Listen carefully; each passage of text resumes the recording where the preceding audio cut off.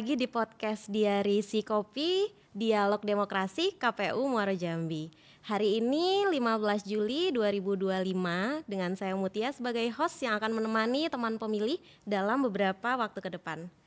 Baik, hari ini saya tidak sendirian, saya sudah ditemani oleh narasumber kita, Ibu Rika Kurniati Nasution, selaku Ketua Divisi Perencanaan Data dan Informasi KPU Kabupaten Muaro Jambi. Halo Ibu Rika, selamat siang. Apa kabar Ibu?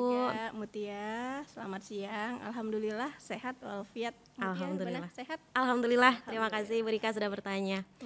Baik, sebelumnya saya mengucapkan terima kasih kepada Ibu Rika sudah bersedia untuk meluangkan waktunya memberikan sedikit informasi mungkin ya kepada teman-teman pemilih di luar sana. Dan untuk mengawali podcast kita pada hari ini, mungkin dari teman-teman pemilih atau masyarakat di luar sana ingin mengetahui Ibu Rika sedikit kegiatan ketika KPU tidak sedang melaksanakan pemilu begitu. Mungkin bisa dijelaskan sedikit apa saja Ibu Rika kegiatannya jika memang sedang tidak melakukan pemilu. Kita santai aja bicaranya ya. Oke, silakan Ibu Rika. Ya Mutia, sama-sama kita ketahui sekarang ini kita sudah selesai melaksanakan pemilu dan pilkada. Nah, di November kemarin kita sudah melaksanakan pilkada dan sudah penetapan hingga di bulan Maret.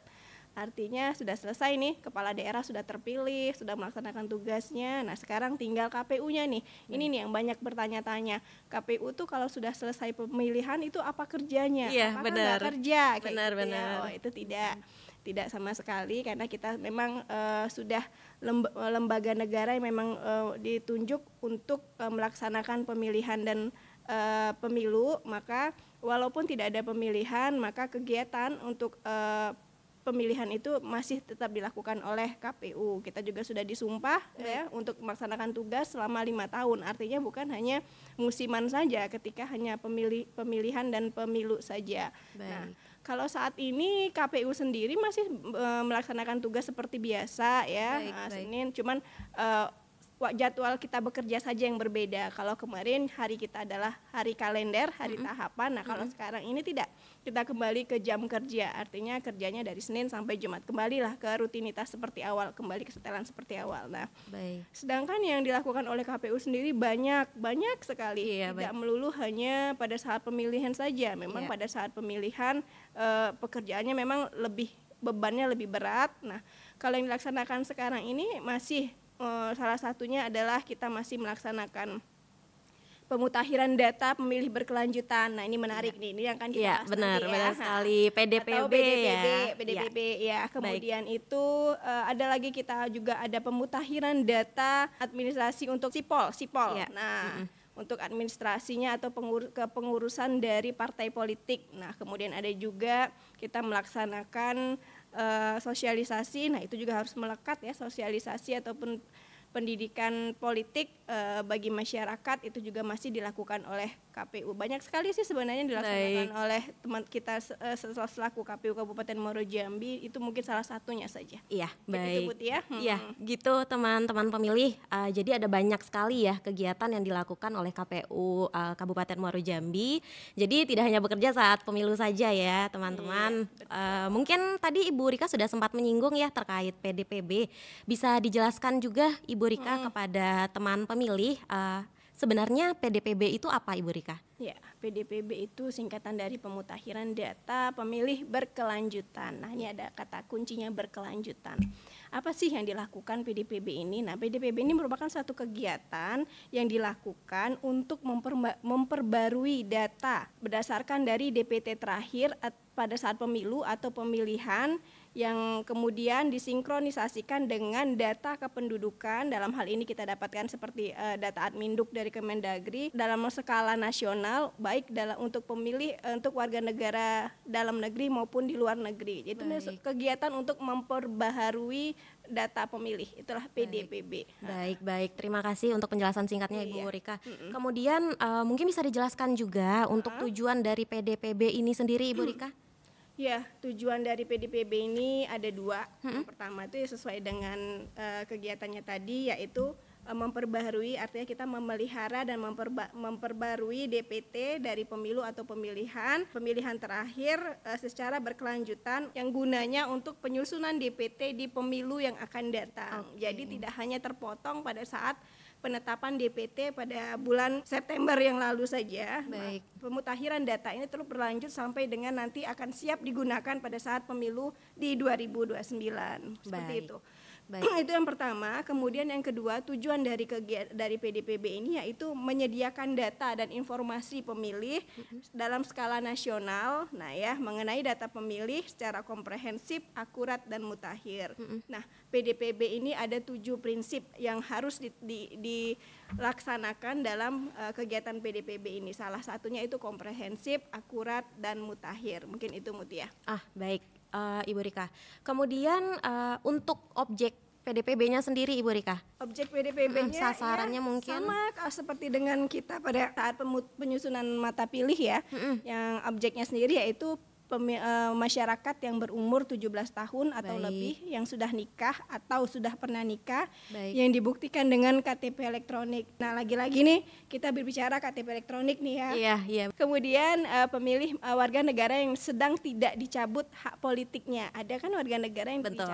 tidak masuk dalam kategori sasaran kita. Kemudian masyarakat atau warga negara yang tidak menjadi prajurit ataupun TNI ataupun Polri. Nah, itulah objeknya. Baik. Kemudian untuk pelaksanaan PDPB ini sendiri itu sebaiknya waktu pelaksanaannya itu kapan, Ibu Rika? Nah, waktu pelaksanaannya sendiri kita sudah diatur oleh KPU yang tertuang dalam PKPU nomor 1 tahun 2025 tentang PDPB. Kita untuk KPU Kabupaten diamanahkan melaksanakan atau menyelenggarakan PDPB ini per triwulan. Artinya 3 bulan sekali. Nah, kita kemarin sudah melaksanakan penetapan ataupun rapat pleno untuk triwulan kedua, artinya bulan April, Mei, Juni yang sudah kita tetapkan di tanggal 2 Juli kemarin. Nah, untuk KPU Provinsi sendiri, atasan kita ya, di tingkat atas kita, dia diwajibkan untuk menyelenggarakan PDPB ini per semester, artinya 6 bulan sekali. Jadi dengan kata lain, kalau KPU Kabupaten 4 kali dalam setahun, nah untuk provinsi itu 2 kali dalam setahun. Seperti itu Mutia. Baik, kurang lebihnya untuk informasinya tadi sudah disampaikan oleh Ibu Rika. Untuk teman pemilih mungkin bisa sedikit mengetahui ya. Kemudian untuk pertanyaan selanjutnya Ibu Rika, jika masyarakat atau teman pemilih ingin menyampaikan masukan dan tanggapannya terkait berbagai hal dalam proses pemilu, mungkin bisa dijelaskan secara singkat saja Ibu Rika bagaimana alur penyampaian formulir tanggapan masyarakat ini terhadap PDPB. Nah, ini dia. Kita kan sosialisasi sekarang sangat berkurang ya. Tidak seperti bukan berkurang, maksudnya tidak seperti pada saat tahapan banyak ya. Nah, kalau saat ini kan kita terbatas, makanya untuk informasi ini juga agak susah sampainya ke masyarakat. Benar. Apalagi untuk kita tidak punya badan ad hoc yang mendata untuk berkelanjutan ini, yang mendata hanyalah KPU Kabupaten saja. Maka oleh sebab itu kita nih KPU Kabupaten Muaro Jambi sudah membuat bagaimana cara alur penyampaian untuk PDPB ini. Jadi masyarakat dipermudahkan dengan kita buat link ya, kita buat linknya ada. Nah, itu boleh ketika ada pembaruan data, kemudian ubah data ataupun keluarga yang sudah meninggal, itu boleh dilaporkan dengan mengeklik mengunjungi situs tersebut, kemudian tinggal pilih aja, kita masukkan identitas kita, kemudian pilih maunya kita nih apa, apakah sebagai pemilih baru, klik pemilih baru, atau kan ubah data yang sebelumnya misalnya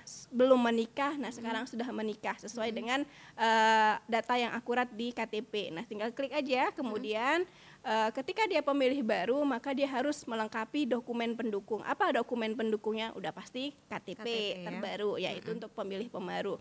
Nah, ketika ada pemilih yang sudah TMS atau tidak memenuhi syarat, artinya akan kita hapus nih dari DPT ini.